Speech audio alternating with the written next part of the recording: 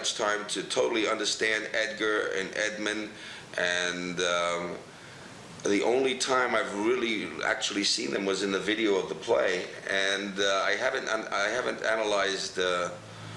Well, so Which Edgar. version of the play did you look at? Which video? Well, I don't know. We have our own video. We videotaped the reading. But so that's what you've been looking at. I've been working with that. Yeah. Have you seen any other actors play? No, he told me not to do that, and I agree with him.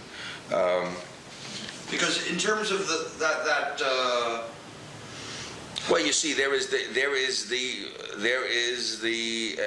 bastard who feels that he was cheated, and so he's going to get what nature didn't give him. He was going to get on his own. Isn't that right?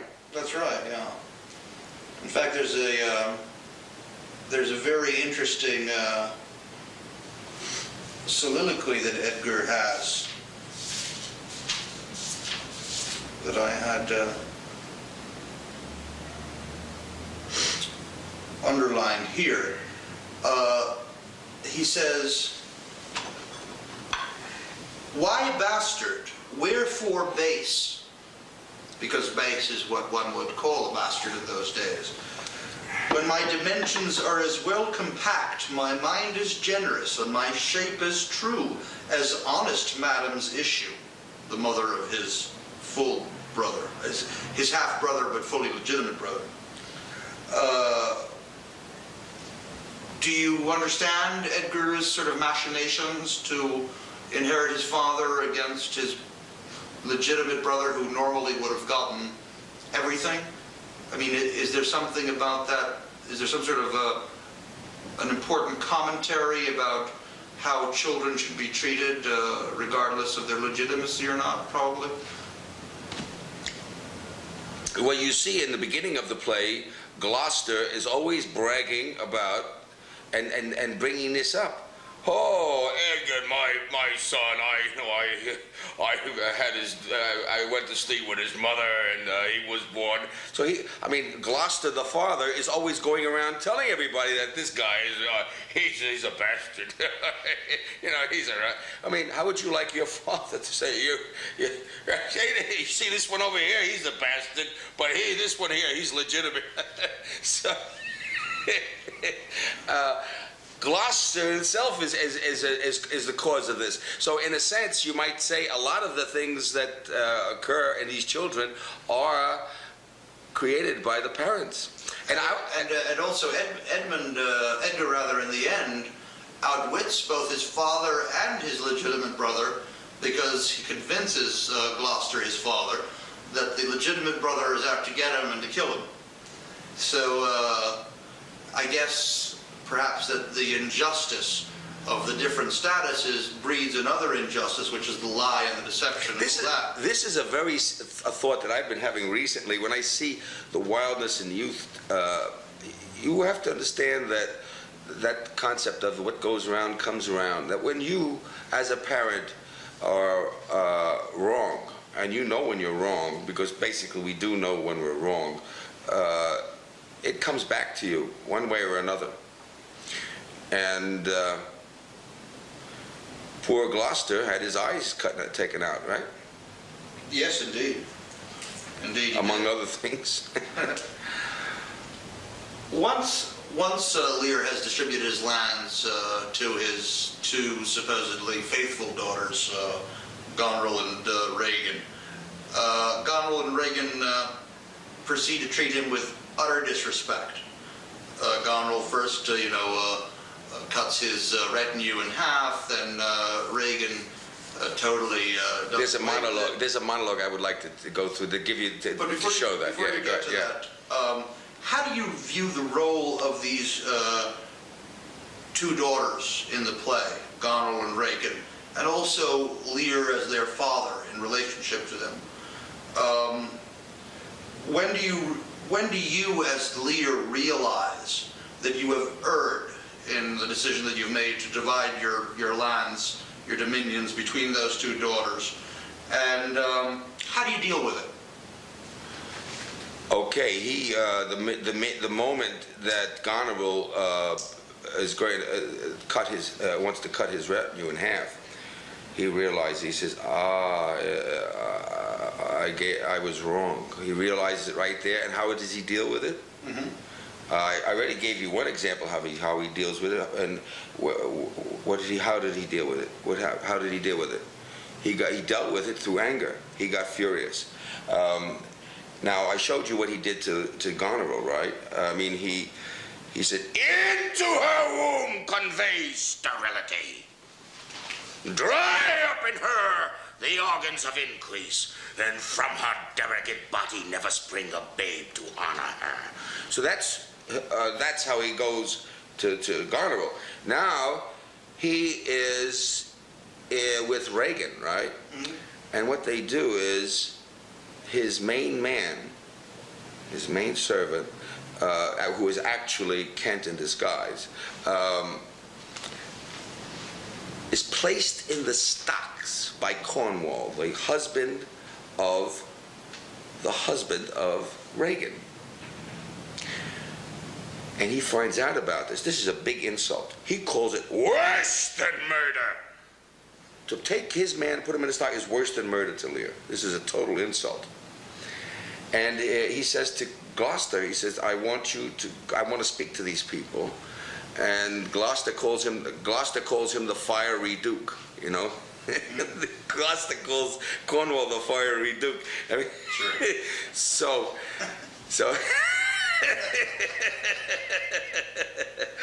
I mean, to a man like Lear, this pipsqueak is the fiery duke. All right.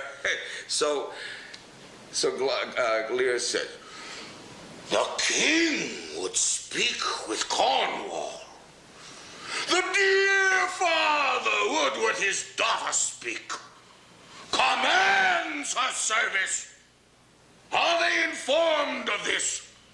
My breath and blood, fiery, the fiery duke. Tell the hot duke that." No, but not yet. Maybe he is not well. Infirmity doth neglect all office whereto our health is bound. We are not ourselves when nature, being oppressed, commands the mind to suffer with the body. I'll forbear, and am fallen out with my more headier will, to take the indisposed and sickly fit for the sound man. Death on my state, wherefore should he sit here? This act of the Duke reminds me that this is remotion, persuades me that this act of the Duke and her is practice only. Give me my servant forth. Go tell the Duke and his wife I would speak with them now, presently. Bid them come forth and hear me, or at their chamber door I'll beat the drum till it cries sleep to death.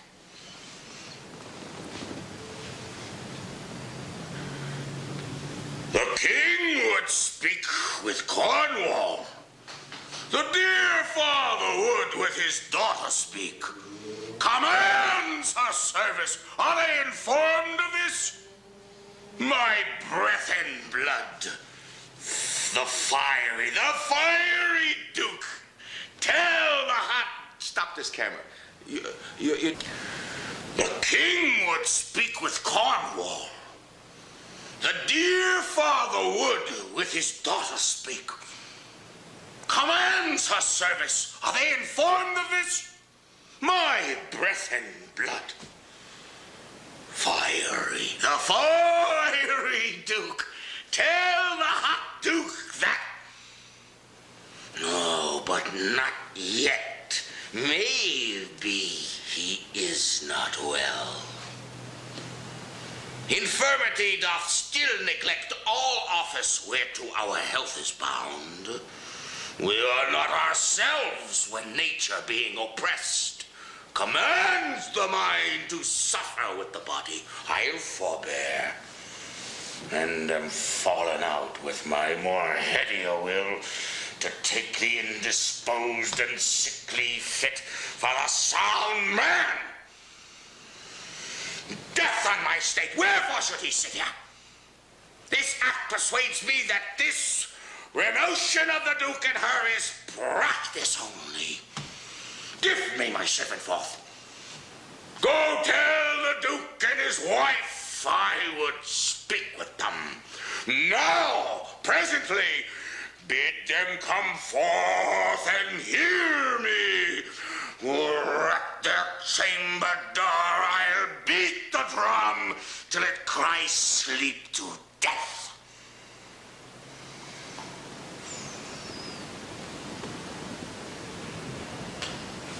What does this tell us? He's being treated as a second-class citizen, and this is one of the last times in this play that well, it's not the last time, but he's still maintaining that he's the king. And he isn't the king. He gave up his power. And you asked me before, what is this play about? This play is about to all elderly parents who sign their homes over to their children so they don't have to pay taxes. so that their sons won't have to pay inheritance taxes or something. What is this play about? As you keep discussing, you find all the wonderful things and treasures that are in this play.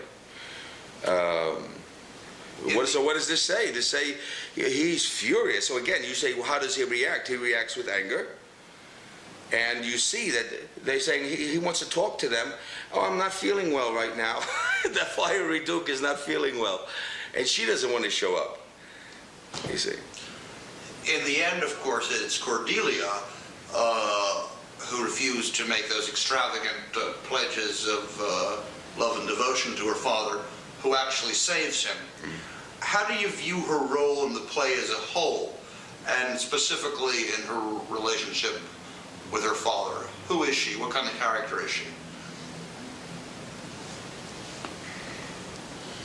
Well, you have to understand again that I don't totally understand all these characters and haven't looked into them enough. But she is the real force of good in this play, isn't she? Mm-hmm. She's sincere, she's honest, straightforward. If there's anything good in this play, I mean, there's a lot of good things in this play and good people in this play. But she's one of the, isn't she? Or does she ever evidence any pettiness or anything? She's always a large spirit, and she contrasts with her sisters, and so she's the symbol of hope in this dark world. If you actually were Lear, and not just played Lear, I was chosen because I have a lot of Lear qualities, and people have been telling me that a long time, and I agree with that. I agree with that. I do have a lot of Lear qualities. Go ahead. But if you were Lear himself, and not just playing him, how might you have acted differently, do you think, in the various circumstances that arise in the play? Monday morning quarterbacking? Oh, we have.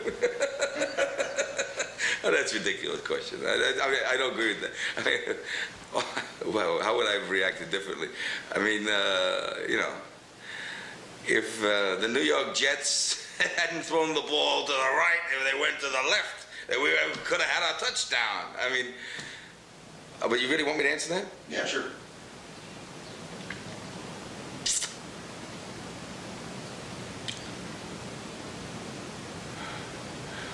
Well, if I was foolish enough to not even see the fact that he should have known up front how Cordelia was going to answer him. He didn't. That right there reveals that he didn't even know his daughters. I mean, hadn't they told him all their lives? He hadn't spent any time with them all his life. Why should he have to ask this question in the court? Didn't he ever spend time with them? No, he didn't. He didn't even know what their questions were. This was a surprise to him that Cordelia said this, because he says, before he even asks the question to her, he says, "And now, although last, but not least, and now our joy." You know, to me, she was his joy.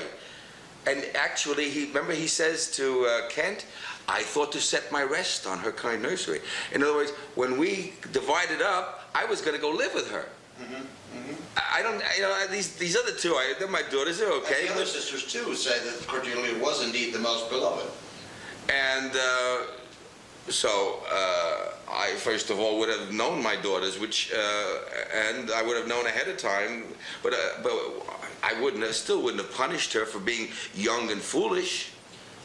Eventually, of course, Lear goes mad.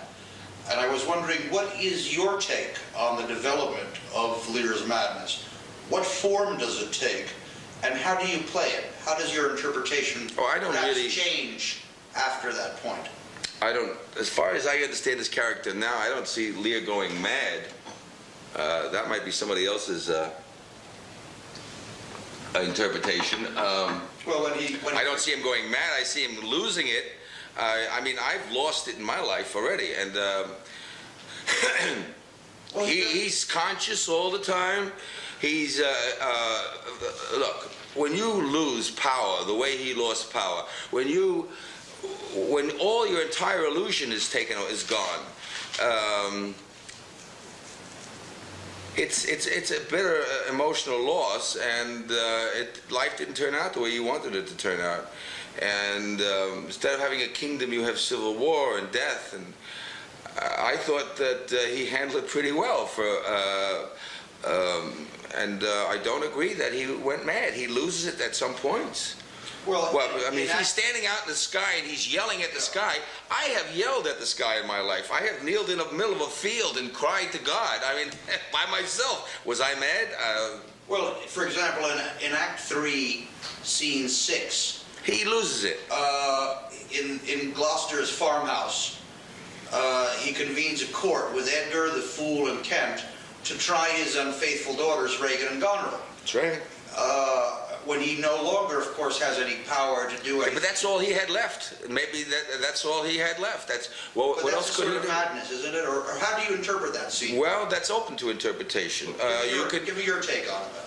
It's open to interpretation, depending on the director. You know, you could say that was a game that he was playing. That was it was therapeutic,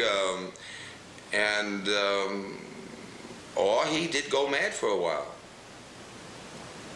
But the end, I mean, the ending of the play doesn't show a mad king. I mean, he's carrying Cordelia in his arms, and he attacks all these people, and at the end he bemoans that they hung his fool. My poor fool is dead. And then he's holding her, and she says, "She's dead as earth." That's a wonderful line. She's dead as earth. I don't see any madness in him and the king. I'd see he loses it for a while, but to picture him as going mad, I don't agree with that. I'm not too sure. If I'm the reading that I've done with Chris Sanderson, the director, I don't think that I think he agrees with the way I've done that, and doesn't see that as a totally mad person. How do you assess Gloucester's role in this? He gets blinded, all that. Loyalty is the word, right? Mm-hmm. He's loyal to the king. In preparing for the role, what obstacles or difficulties have you encountered? And what do you have to bring to this role as an actor to really deal with it? What I have to bring to it is not you as an individual person, but anyone who wants to play Lear, so to speak.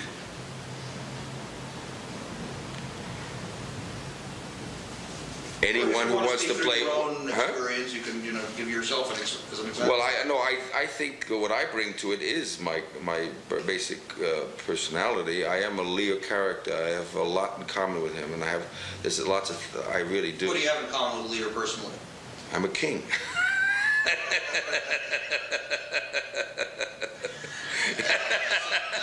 Aside from that Well, detail. it's true. I don't have any.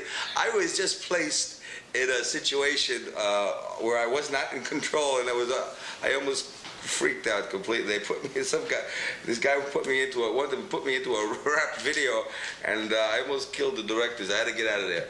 So that's an important part of it. What else do you bring with it? You know that this play is about truth, caring about truth.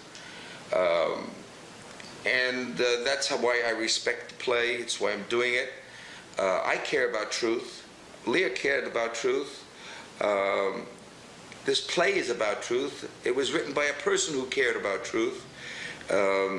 It's not absolute truth. It's not the truth that I believe in.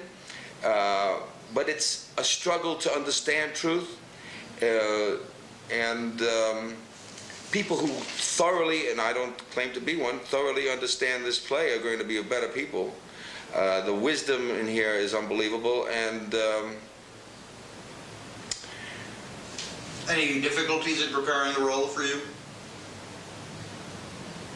it's been thoroughly and totally enjoyable.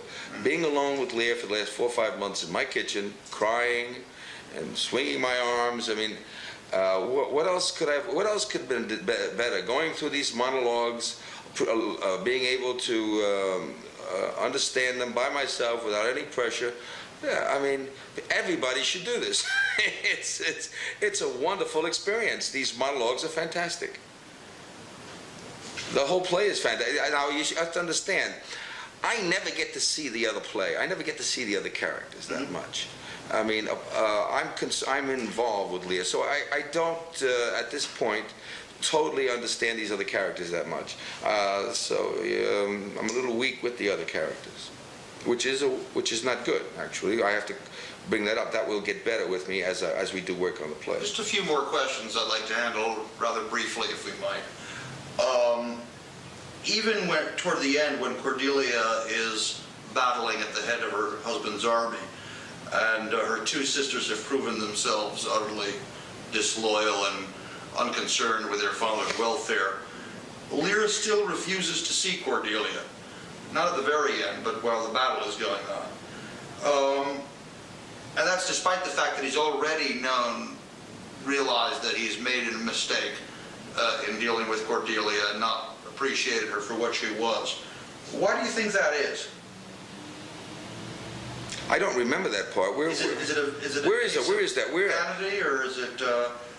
I don't remember where he is refusing. It's in Act 4, Scene 3. Well,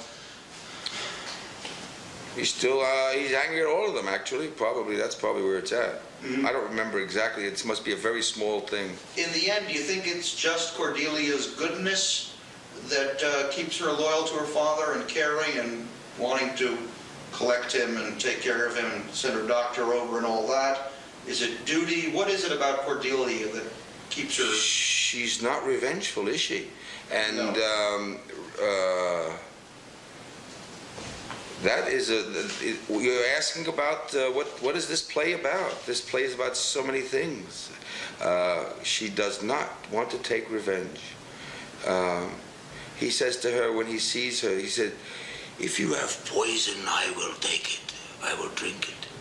Okay, and she's saying, "No, I'm not here to take revenge on you." And she's always tender and respectful and loving to him. You could talk about revenge. Why do you think that Reagan is so jealous of Goneril and Edmund?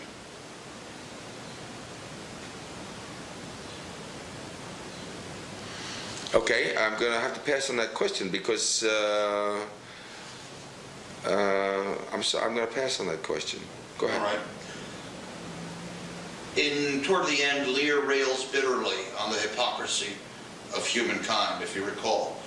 What has he learned by then, and what role does this theme of hypocrisy play in the play and to him as a character?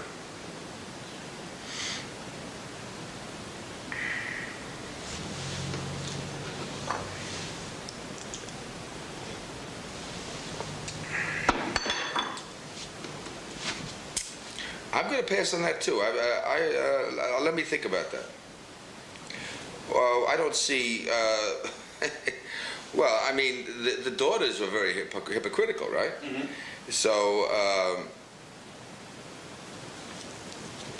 and the very fact that that he punished the one who was not hypocritical, that he was unjust in that punishment. I have to think more about that question. I'd like to end on a personal note, if I might.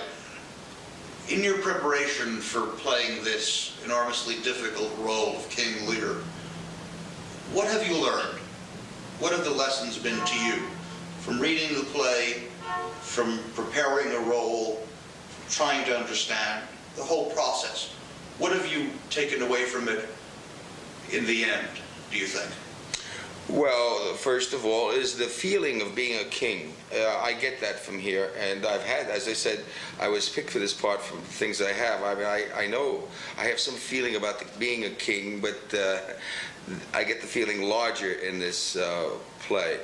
I get to feel also of sometimes when I have been not totally right with my parents, where where there was filial ingratitude. I mean, not to this degree, of course, but you have to feel that. You have to feel how you ask what is this play about? Again, what is this play about?